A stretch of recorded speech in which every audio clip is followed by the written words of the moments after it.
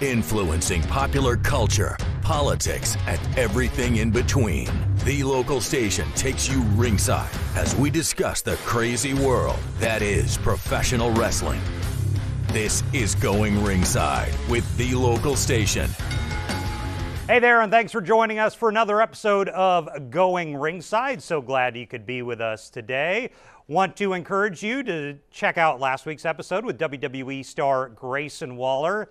It's important to what we're going to talk about today, because today it is no longer the Going Ringside Studios, it is Swerve's house. AEW new champion Swerve Strickland is here to talk to us about winning the world title just days ago at AEW Dynasty over Samoa Joe, and this new era in All Elite Wrestling as he now becomes the face of the company. Essentially the top guy on the planet. We've got him here. Swerve is in his house, because when he's here, it does become Swerve's house. But we're so excited to talk to him. Why I said the Grayson Waller interview last week, which you want to go out and check out right now in the archives, is important. He made some subtle digs at AEW, because tonight, if you're watching this on Wednesday, AEW is at Daly's Place in Jacksonville. They are here for Collision on Saturday. Tickets are still available. If you see this after the fact, you missed out on the live show, but you don't want to miss this interview, because Swerve Strickland is now the face of the company. And I asked him about something that WWE star Grayson Waller said, because last week we had Grayson on the show. He's a SmackDown champ. SmackDown's also coming to Jacksonville, headquarters of AEW. And he, I'm paraphrasing here, essentially said that finally we're bringing real wrestling back to Jacksonville. A subtle, not so subtle dig at AEW, because they're, of course, headquartered here. So Swerve does respond to that, but he talks about so much more. He talks about facing Samoa Joe. He talks about the stars like Hangman Page, Adam Copeland, Bryan Danielson, Claudio Castagnoli. So he's got a lot to say in this interview, and he is really now the top guy in the world. People are going to start coming for Swerve Strickland. Now he's got a mark on his back because he is the champ, the man, the face of AEW. So we're going to talk to Swerve in a bit. A little later in the show, we're going to talk to Lorenzo Juggernaut Hunt from the bare knuckle fighting world. He's also a world champ in his division as well. We'll be defending a title shortly over in Los Angeles, so stay tuned for that if you're a fan of bare knuckle fighting. But first, let's get to it. Here is our interview with AEW brand new world champion Swerve Strickland.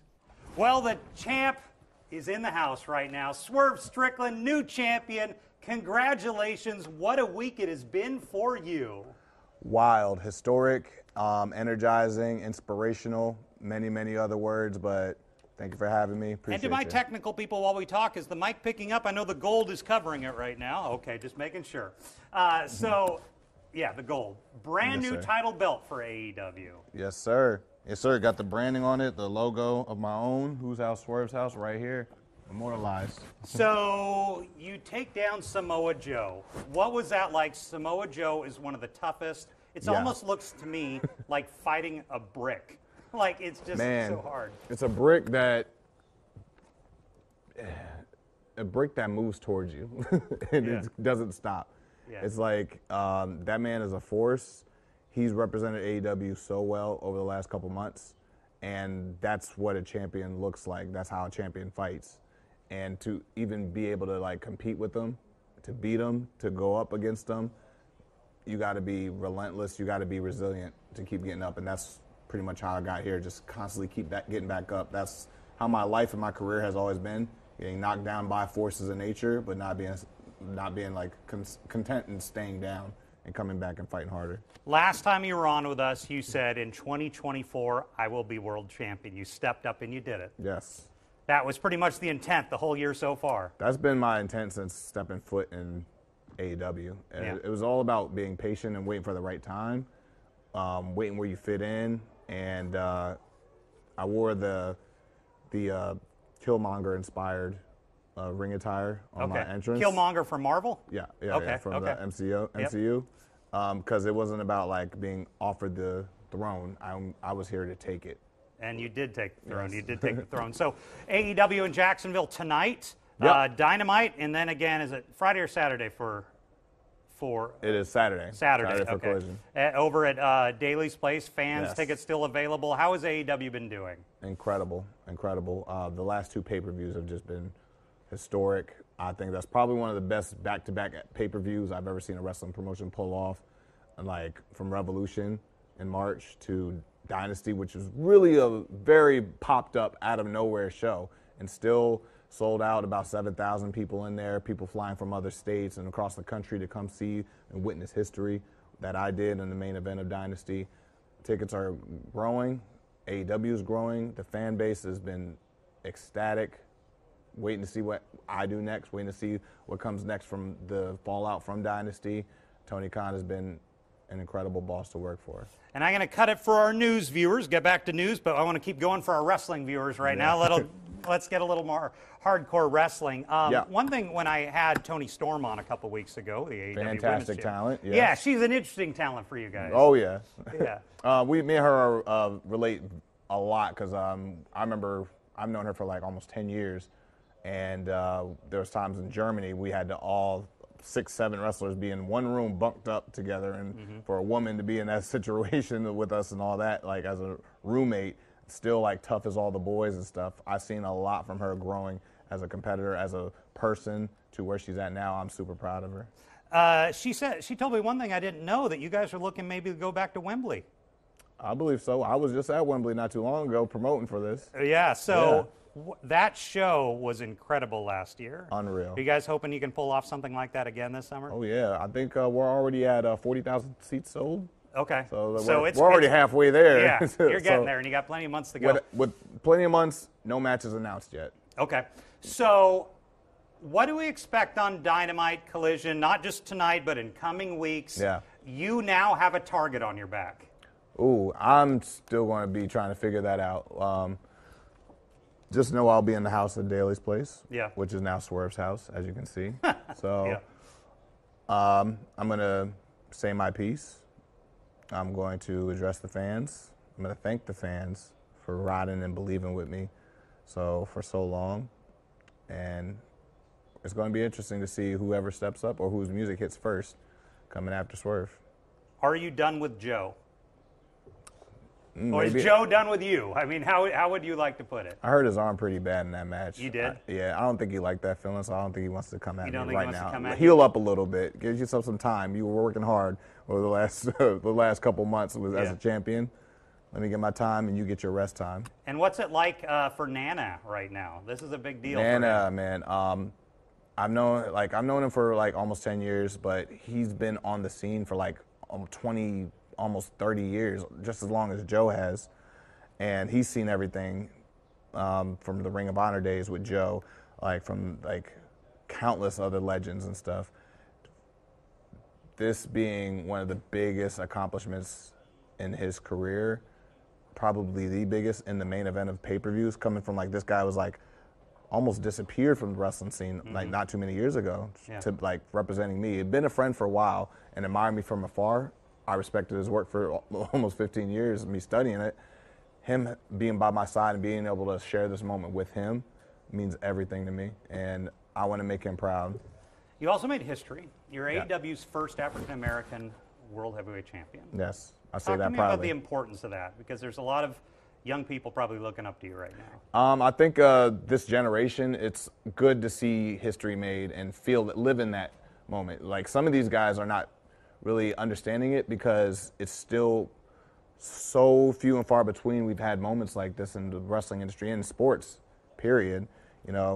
I'm so honored. I'm so prideful of being put in this situation, being put in the history books like this to represent. Some people can find it very interesting and maybe not understand why the significance of saying that and literally putting a title on that, but there's a lot of people that hits home and they feel recognized and seen, and seeing representation, someone that looks like them, someone that kind of feels so relatable, not just in the skin color, but the way that I act, the person that I am, the performer that I am on television, on screen.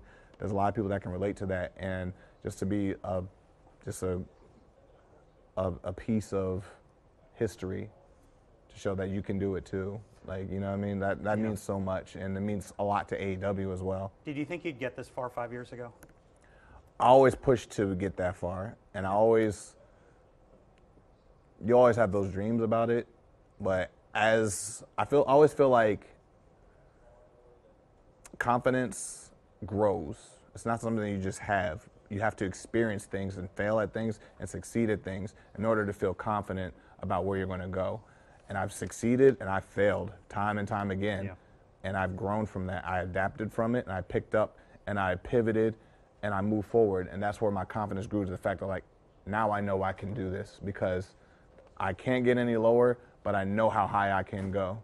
And I was just kept pushing and pushing and pushing and pushing, and not being denied, not allowing no, not allowing failure, not sitting on that. I always push forward to find a way to just, because I know this is the pinnacle of things, but it was just like, I'm getting closer, and I know for a fact that this is within grasp, and I, once again, being the one that just takes that extra step forward that everybody else was afraid to do, because I failed, and I'm not afraid of failing, so I will take the step forward. I want to get your opinion on something, and I asked because it happened on our show a week ago. Yeah.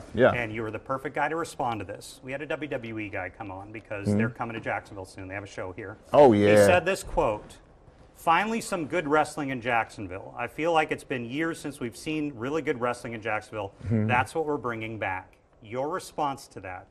That was obviously a subtle dig at AEW. Obviously, and I love the subtleties and and this person that said that, congratulations on their championship gold. Yeah. Amazing. You were awesome when you were watching me in the seats when I was being a champion over where you were as well. Okay. So happy to see where you progressed to. But let's be real. We are the best wrestling, not just in Jacksonville, but anywhere. Anywhere. On the globe. AEW is the best wrestling in the world right now. In the world. Okay. And I stand on business on that. Back to AEW people, which are a little more important here, and let's talk about that. I want to run some names by you. Yeah. Get your thoughts. Get your thoughts on if they're people you may cross paths with, and let's go to the high profile with Adam Copeland. Thoughts on Adam Copeland right now? Mentor, through and through for me. After the pay-per-view, after the press scrum, the last person, I'm getting changed. Nobody else is in the locker room but me and Adam Copeland. And just being able to share that, the fact that you inspired me to, when I started wrestling, to just the mindset of this whole business, this art, is all based on him. I still have his book from 15 years ago that I read and studied, and I'm just being able to share that with him is magical. Another name, when I've mentioned it to other fans I talk to, they say he's going to face Swerve.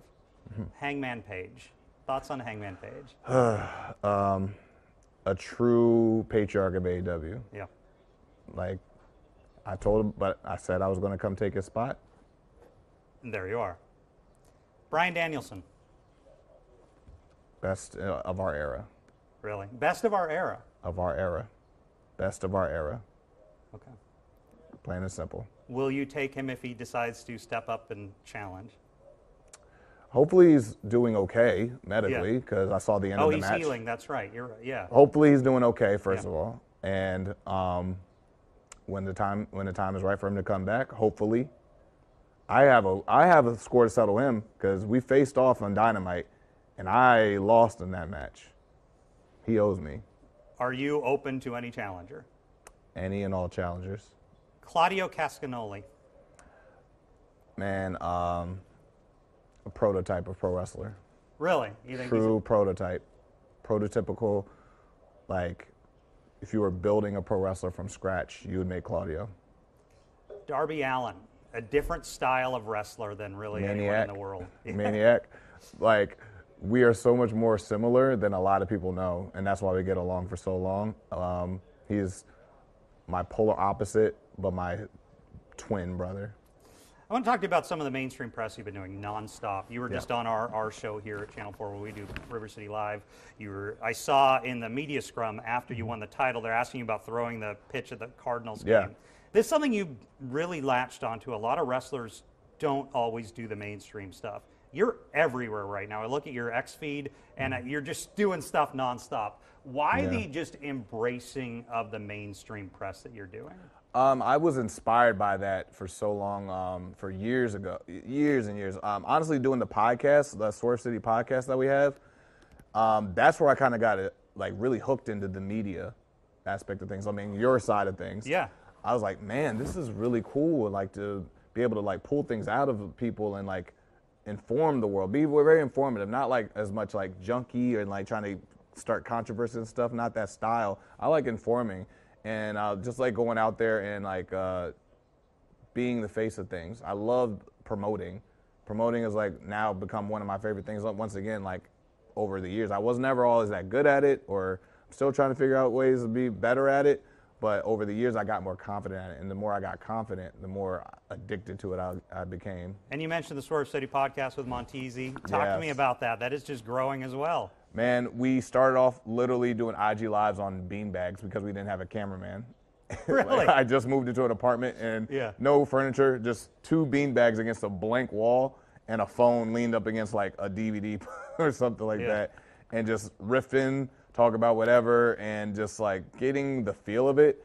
Fast forward years later, earlier in the day of Dynasty, we are interviewing Adam Copeland with Oscar-winning cameramen, and it's like, wow, it's like another one. We just grew, our confidence grew, so we knew we could do it. We never feel like, oh, we don't have this.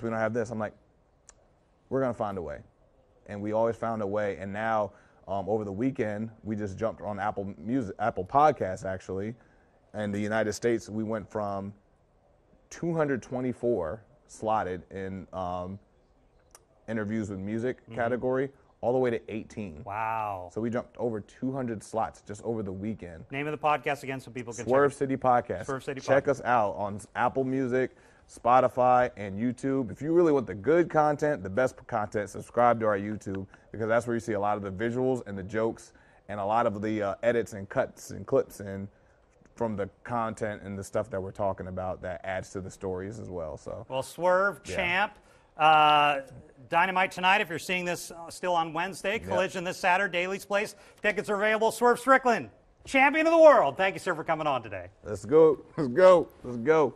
So I want to thank Swerve for coming on the show today. So excited to talk to the new champ as he goes out around the globe to hold that brand new title belt, which he's telling me is quite heavy. He was given it brand new once he won the title, and it is a heavy, I don't know how many pounds of gold he's carrying over his shoulder and on his waist right now, but he is now the face of the company.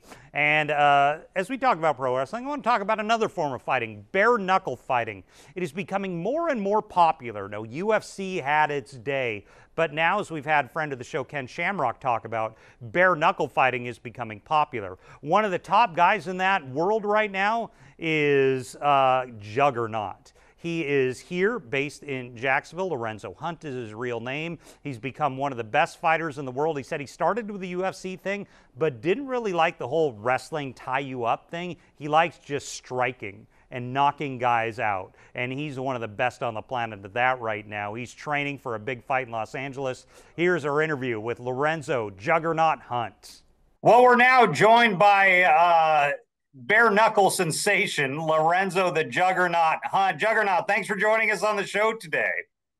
Thanks for having me, man. Yeah, the Juggernaut is what I go by.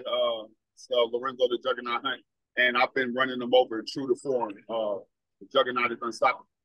Yeah, let me ask you about that. So you started, long ago. It was MMA first. Is that right? Before you went to bare knuckle?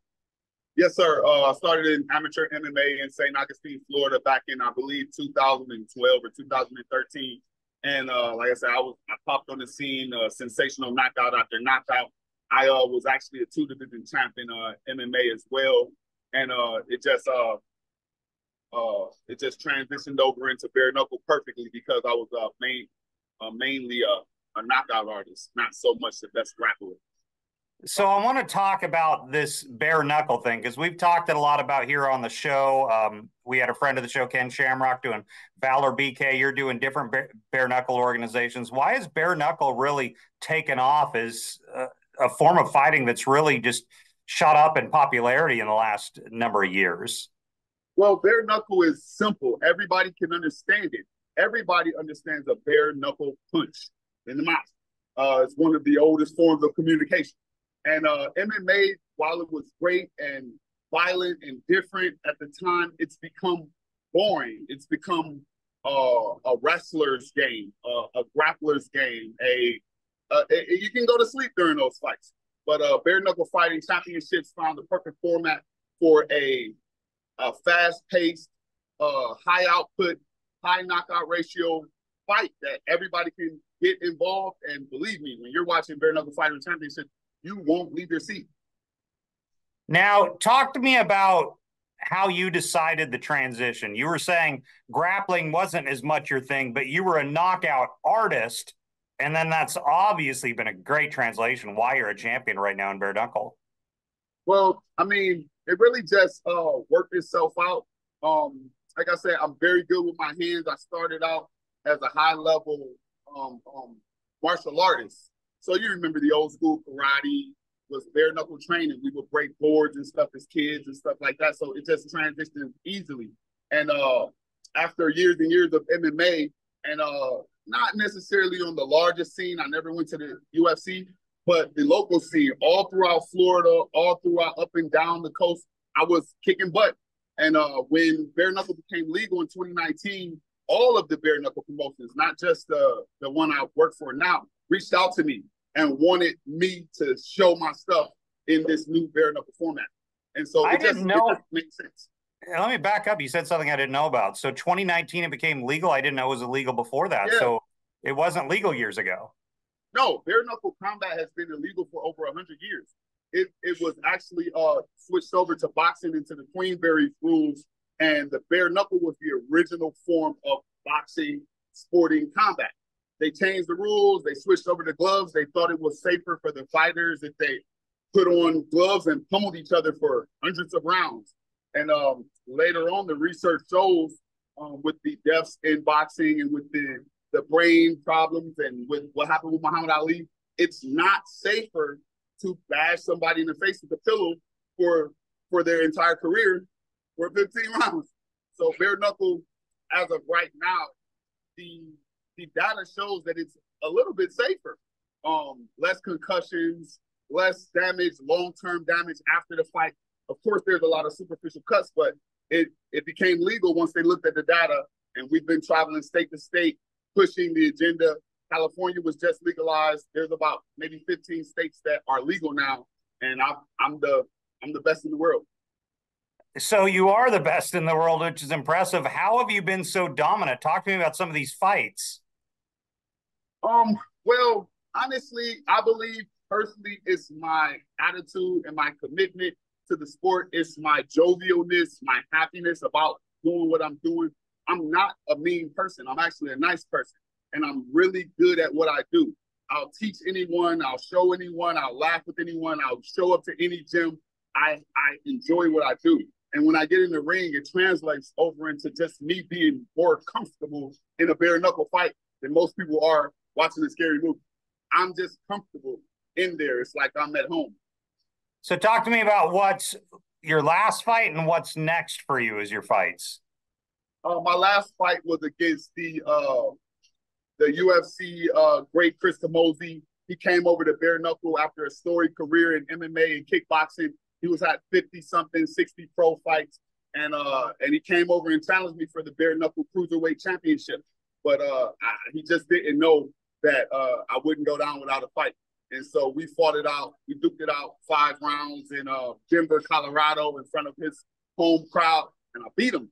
Beat him at everything. I beat him coming forward. I beat him going backwards. I beat him on the inside, and I retained my my cruiserweight championship. And so talk to me on the local level. We're based here in Jacksonville. You moved here from, was it Cleveland a number of years back, and just kind of stayed in the area? Tell me about what all you've done in town here. I'm originally from Cleveland, Ohio, like I said, and our family, we survived, but we didn't do very well in Cleveland. And eventually, my mom, she became an RN, and my father, professional tow truck driver, and we just all decided to come down to Florida. We moved to St. Augustine, Florida at first, and started a tow trucking company worked there for years, and then eventually we all transitioned and made our own lives. My sisters had a bunch of kids and got married. I've had children and got married. It's just been amazing for us. And so you've started gyms here and really been active in kind of the local fighting scene. Is that right? Yeah, I mean, one thing that I noticed about Florida is everybody wants to look great. Everybody wants to get in shape.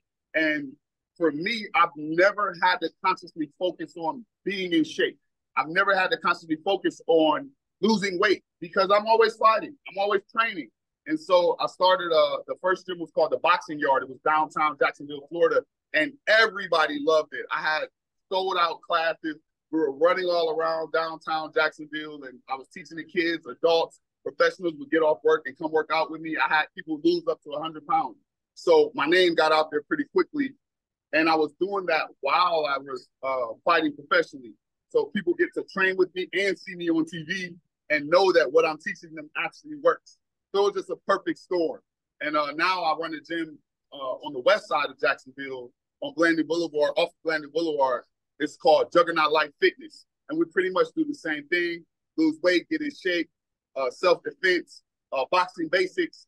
I'm the bare knuckle world champion, so I know what to do. Why did you ever decide to get into fighting in the first place? Then, you know, people always say, you know, they were bullied as a kid and that and I had my trouble as a child, but mainly my father was a martial artist. And my father, he instilled in me the discipline of a martial artist. Fighting was never fighting to me. Fighting was always about control, controlled aggression, controlling the situation, more so of being capable of being a hero if needed. And that's how my father taught me. He taught me, protect your brothers, protect your sisters, never leave without them, never come back without them, never, you know. And so I'm the oldest son, and it was my job as the second man of the house to protect the family. And so my father taught me self-defense, and I got really, really good at it. I won tournaments all up and down Northeast Ohio, and I've always done this. This has always been me. And so where can people keep track of you, follow you, keep up on you in your next fight? You can go to my website at www.juggernauthunt.com. That's my website for my National Alliance to End Veteran Suicide charity. And or you can go to Instagram, it's at the Juggernaut Hunt, or just put Lorenzo Hunt. You can Google me, Lorenzo Hunt.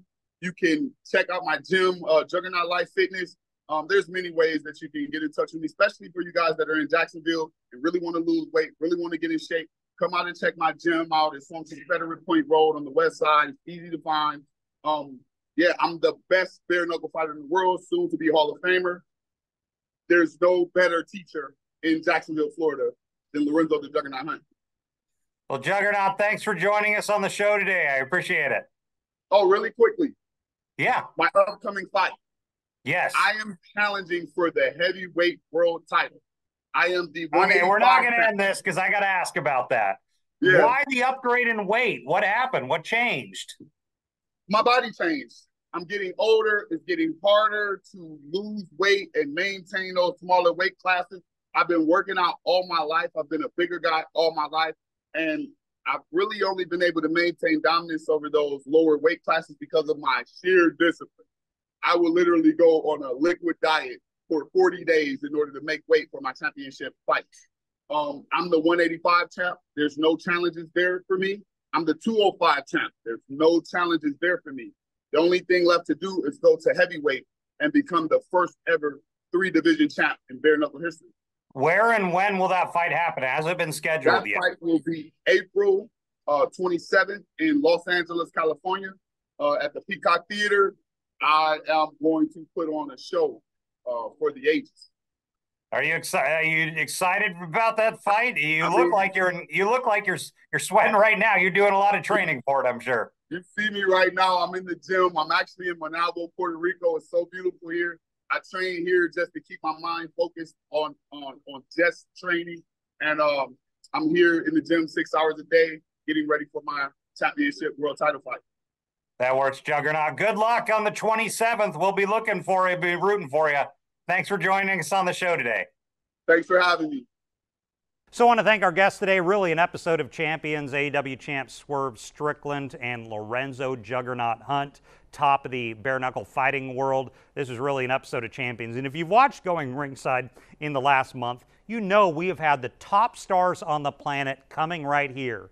From Swerve to Grayson Waller, as we talked about, Timeless Tony Storm the week before that. Other WWE stars coming up on the horizon. So a very exciting time for a growing show. Once again, give us a follow at the @GoingRingside TikTok and Instagram channel, and continue to tell friends about the show, that the stars of this world, the biggest stars on the planet, are right here on Going Ringside. We come out every Wednesday. Don't miss another episode. Thanks for watching. We'll see you back here next time. This has been Going Ringside with the local station, brought to you every Wednesday on your favorite podcast player, on News4Jax Plus, as well as the News4Jax YouTube channel.